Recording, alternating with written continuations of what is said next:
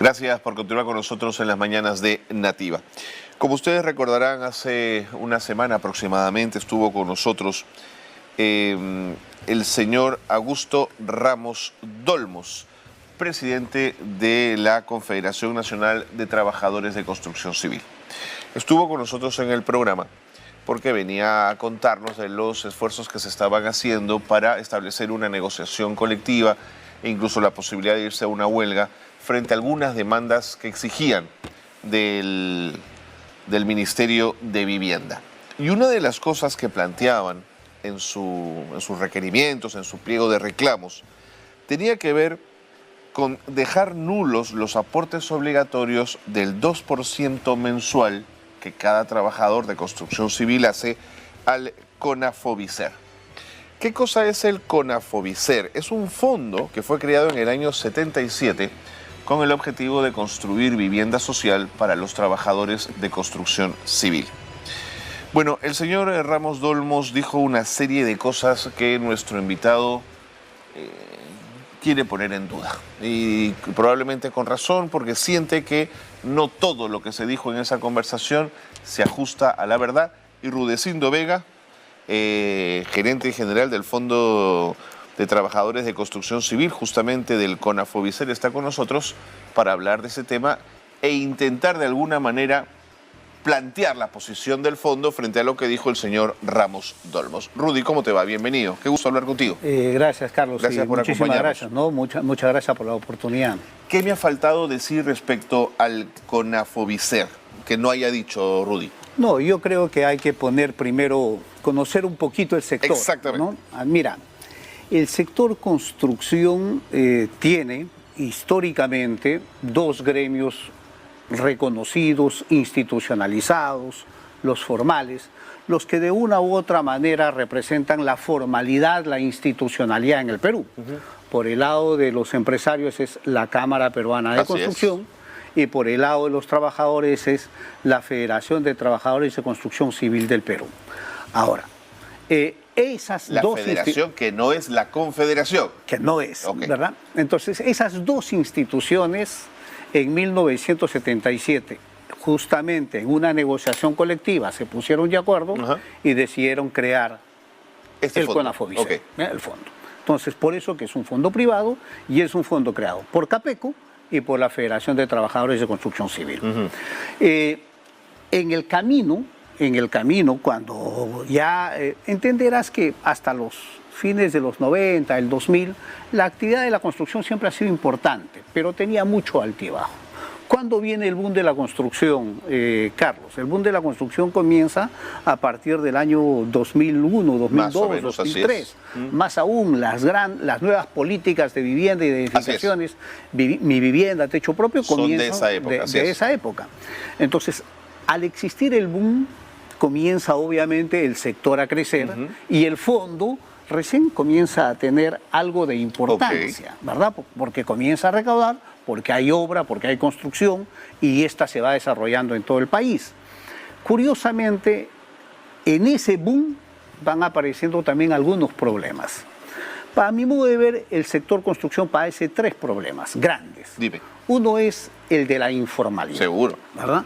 En el sector construcción nosotros estimamos que la informalidad está entre el 75 y el 78%. Pero ese es uno de los grandes problemas.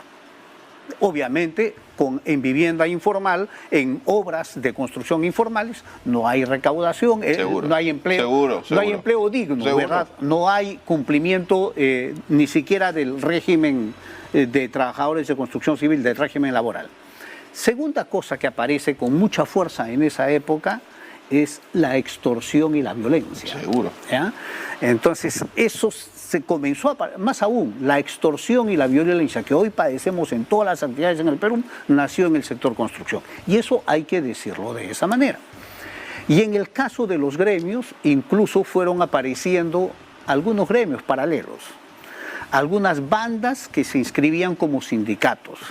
¿Ya? Ahora, no todo nuevo gremio es una banda, ¿no es cierto? No todo nuevo. Por eso quiero ver. Fueron apareciendo, ¿verdad? Y se fueron constituyendo. Yo alguna vez comentaba, ¿tú te imaginas, te acuerdas de Caracol del... Sí, claro, el delincuente.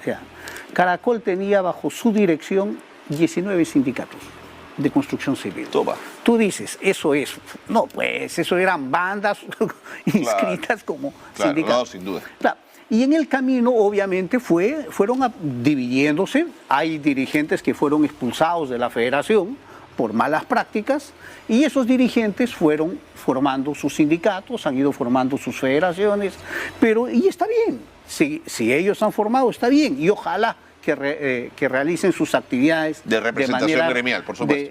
Y regularmente, ¿verdad? Sí. Pero en la formalidad están lo que ellos llaman la antigua federación, la vieja federación. Bueno, esos son los dos reconocidos oficialmente por el gobierno, por los empresarios.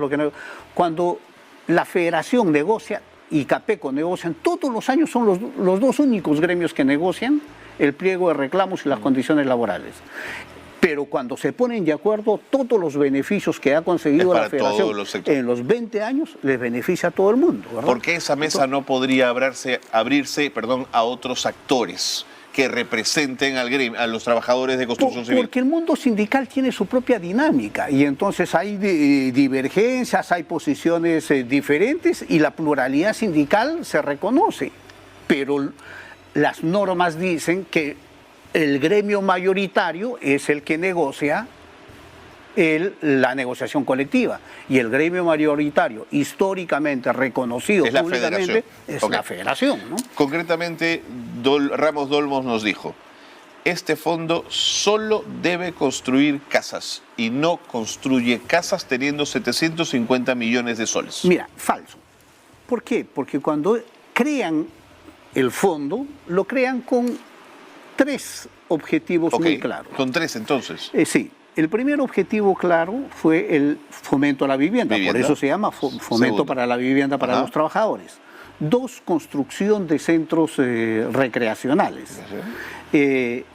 Y 3 son otros beneficios que ayuden al trabajador en términos de educación, de capacitación, de apoyo y asistencia social. En centros recreacionales, por lo que he visto en la web, en todo el país. No, nosotros tenemos presencia en todo el país, en todos los departamentos. Y todos son centros recreacionales abiertos a los trabajadores de construcción civil. ¿Y en vivienda qué se pudo avanzar, Rudy? Mira, en vivienda hubo una primera experiencia a comienzos de los 90.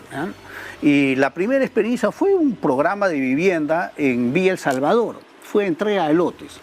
En realidad, creo que la federación aprendió inmediatamente que ese era el peor camino, porque generó más problemas y menos beneficios que apoyo. Más aún, esa zona en Villa El Salvador, para completar gente que venga a vivir y vaya a vivir ahí a esos lotes, incluso tuvo que integrarse quienes no eran trabajadores de construcción. Pero pese a ser una mala experiencia para la federación, sigue estando en la ley como objetivo la creación de vivienda. Claro, más aún.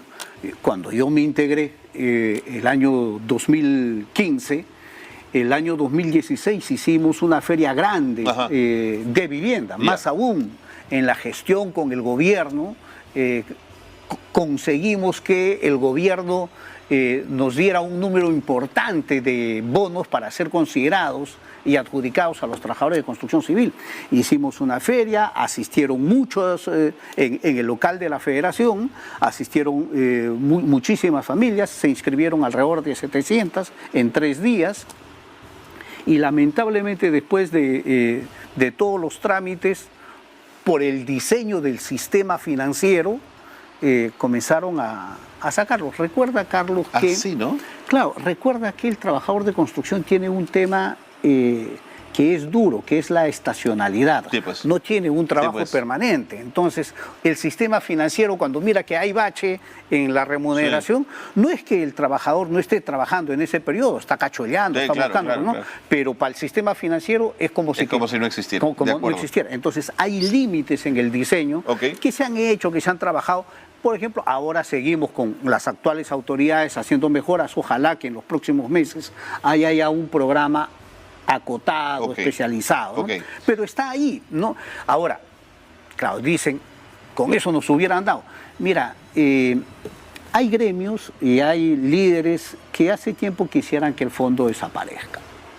¿Por qué? Porque es el respaldo a la formalidad, es el impulso a la institucionalidad. Nosotros tenemos un comité de formalización del cual han venido generándose propuestas hace unos 5 años ya. Bueno, Ramos Dolmos deslizó que la federación es la que malversa los fondos de ese fondo. Y mira, primero dijo que tenemos 3.000 millones. Sí, eso dijo. Ojalá tuviéramos, no llega, ¿no? El patrimonio del fondo históricamente y felizmente auditado. Mira, en las redes tú entras y encuentras todas las auditorías hechas y aprobadas, sí, y recomendadas.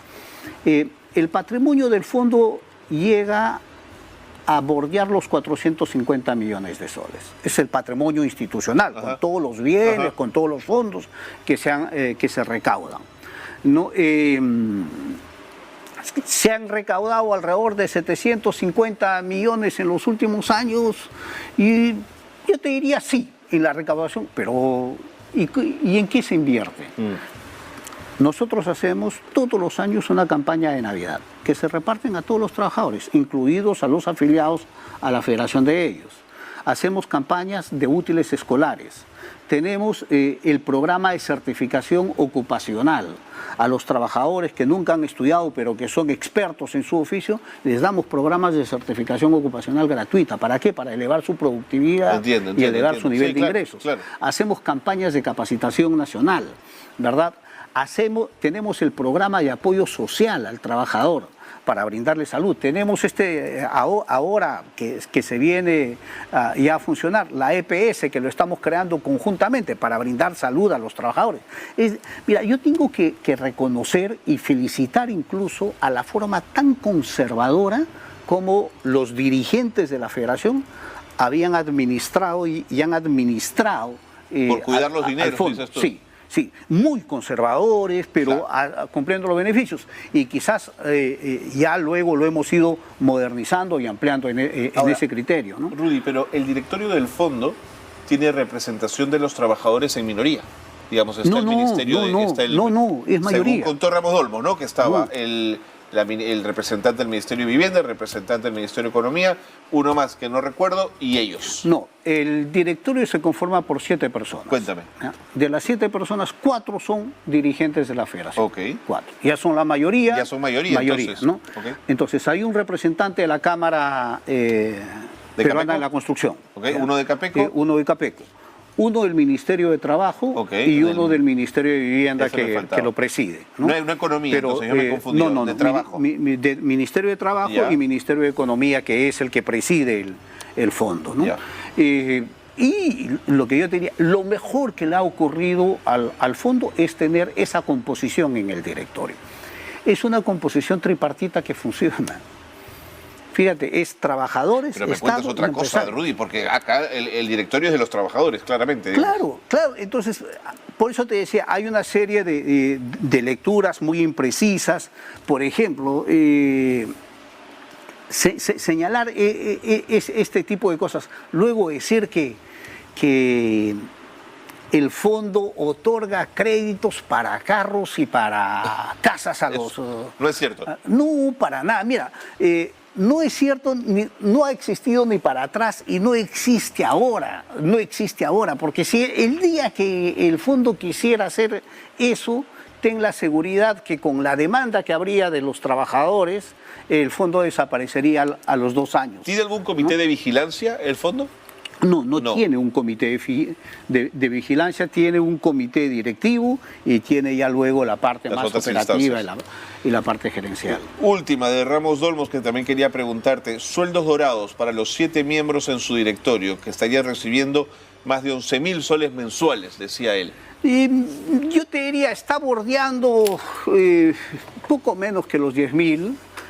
Pero es para los directores. Si tú comparas con un directorio de un fondo que maneje dinero en otras instituciones, en realidad no somos para nada comparativos ni competitivos, ¿no?